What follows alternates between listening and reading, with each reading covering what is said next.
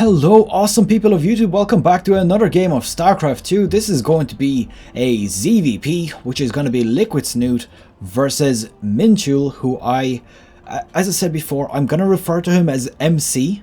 I do not know if this is the famous MC that has won like a gazillion tournaments and was considered, I believe, one of the best players in the world for quite a long time until he retired. So I don't know if this is him back just for one tournament or what. I did try to do a bit of research on it but couldn't really find anything, and as I said, I'll just refer to him as MC. So we're gonna see how this is gonna progress. This is a best of 5 still from the HomeStory Cup number 12.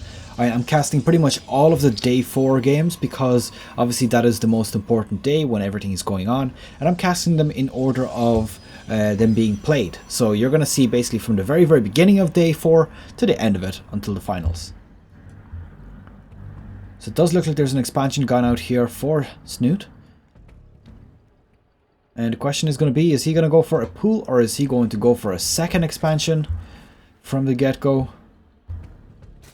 And looks like he's sending it off to his expansion, so a second expansion opening up with double hatchery expand, and it looks like MC is also opening with double gateways.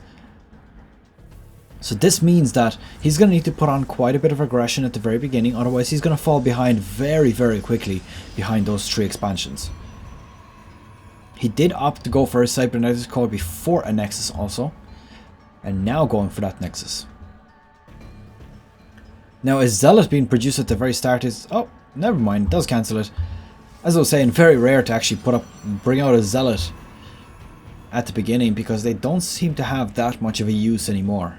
They're very easy to kite, they're very slow, and they just don't seem to be that popular. I've seen them used quite a lot in harassment, where you drop a few into the base, you warp in another 7 or 8. It's not that expensive, and then you do a crazy amount of economic damage.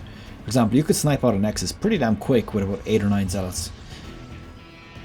So there we go, double adepts coming out. And a double expansion, which I actually already mentioned, I believe. Pool is now almost complete also. And is he going to have metabolic boost at the very beginning, or is it a lair? It is going to be a metabolic boost. Okay. Right, does pull off the drones also from the geyser. So that's pretty cool. Now, something to note, he does not yet have any units, and there is 2 adepts on the way to him. And 2 more being produced, so MC definitely interested in doing a bit of aggression here. Let's see how much he can actually pull off.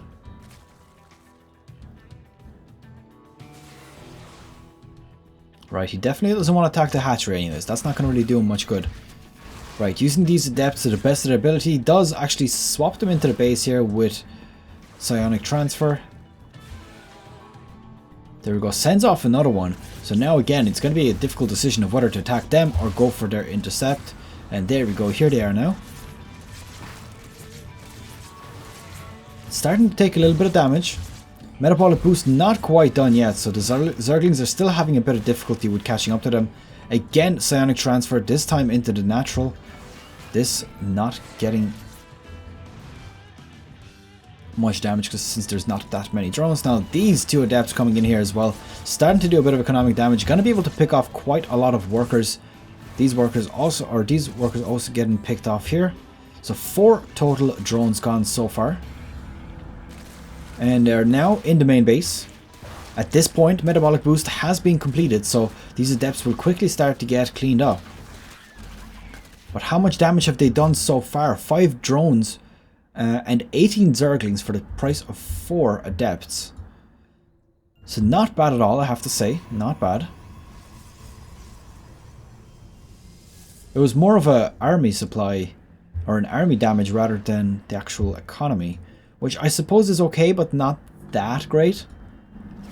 But definitely worth for adepts. Now there is an adept block in here, so that's not going to be warded off. He would probably lose about 3/4 of those before they break through. So definitely wise to back on up. There's actually a warp prism on the way also, just to note that. Probably going to use that to send off a few units, maybe harass into the base, kill a few probes, or drones rather. Does appear like he's interested in the 3rd base soon. And there we go, those 4 adepts getting sent off. Now looking at this, Does look like they destroyed a pylon. It didn't actually get cancelled. And 4 more adepts being warped in here. So these are just going to be there for defense. Probably going to try to reinforce this base so that he can bring it up and not to worry about these Zerglings too much. Because he would, of course, be able to fight those off. Now, this warp prism is on the way now. I believe it got spotted a little bit earlier because he did bring all of his Zerglings back. As you can see, they're going to be streaming in here very, very quickly. 4 more adepts being warped in. This is going to start doing quite significant damage considering there's only Zerglings on the field right now. Now 8 total drones have already been killed. The roaches are up, but at the same time we have more and more economic damage. 9 drones so far, 11, 12, 13, and just a crazy surround here on the adepts. So they're going to quickly get cleaned up here. 18 drones in total so far killed. And these are also going to get cleaned up with all of these units. Okay, so 18 drones for the cost of 16 adepts in total. Well, sorry, that was only 12. But there was 4 lost earlier. So it was about 18 drones for 12 adepts. I would say that's worth it because of the amount of economic damage that it does. And of course the disruption to mining. Right, so that queen could potentially get sniped out. No, it doesn't manage to get killed. Does get fully surrounded here and loses all of those adepts. Now at this point, the Zerg has quite a commanding lead on supply. So at English not quite working right now. MC definitely going to want to reinforce this as much as possible. Does have an immortal here and 4 adepts already. Going to want to warp in a few more. More getting brought in here. Now these Zerglings, they're not going to be able to do anything at all. Going to easily get defended off with these adepts.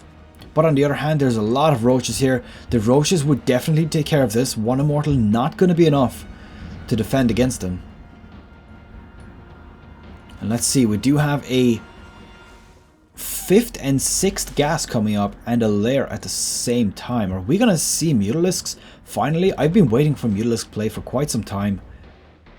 But every time I see Mutalisks, they seem to make between like, 6 and 15 of them or so and then just stop completely.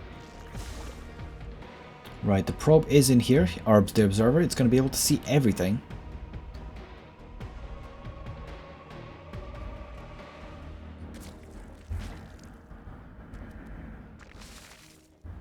Okay, Forge has been put up. I wonder if he's going to use this for cannons or if he's going to put this up for upgrades. Most likely upgrades, I would say. There's no spire as of yet. Lair is now complete, so we will see, of course, if that is going to be the case. He does indeed put up a spire. There we go, right in the center of his main base. So a little bit of a risky place for it to be spotted. But at the same time, he's producing so many ground units. He doesn't actually have much of a gas stack, which typically you'd see players stacking up quite heavily before making Mutalisks. Right, so these adepts are getting fended off a little bit here. They're going to get chased, but I don't think they're going to be able to catch up to them. 2 immortals here. Didn't really do anything too significant. Probably just destroyed a few Zerglings. No, I wonder. I assumed that the spire was not seen. Oh, it was indeed spotted. So there we go. Spire was spotted. So that is quite interesting. We do have 2 Archons being morphed in, or warped in rather. And I believe at this point the main should almost be mined out, which it is indeed. And putting up a few extra pylons here. Now the purpose of these, I mention these quite often. The purpose of having pylons behind the middle line and having quite a few of them is so the mothership core can overcharge. Now this expansion getting spotted out very, very quickly. Didn't actually manage to fully saturate it here. And look at how fast these immortals work away through this expansion. I mean, if you had 5 immortals nuking at this thing, wow, you would kill it in like 15 seconds flat. These units just chasing on out after the warp prism. I don't think they're going to be able to catch onto it with the queens. Does bring out a few creep tumors just to basically... Oh, there we go. The Mutalisks are now up. Now that's quite a number of Mutalisks, but on the other hand, there is 2 Archons here. The Archons will be able to clean that up very quickly with the area damage, so they definitely don't want to be getting too close to that. did lose quite a few mutalisks there already, so let's have a look at the remaining amount. There is 9 on the field in total. Now these queens are so out of place now. Oh my god, MC catching 4 queens in total. Wow. Now these units are a bit out of place again, so I guess Liquid Snute gets a bit of a response here. Or a bit of a payback rather. And all of these units are probably going to get cleaned up if they're not careful. Snute is in such a good position right now with all of these units getting cleaned up.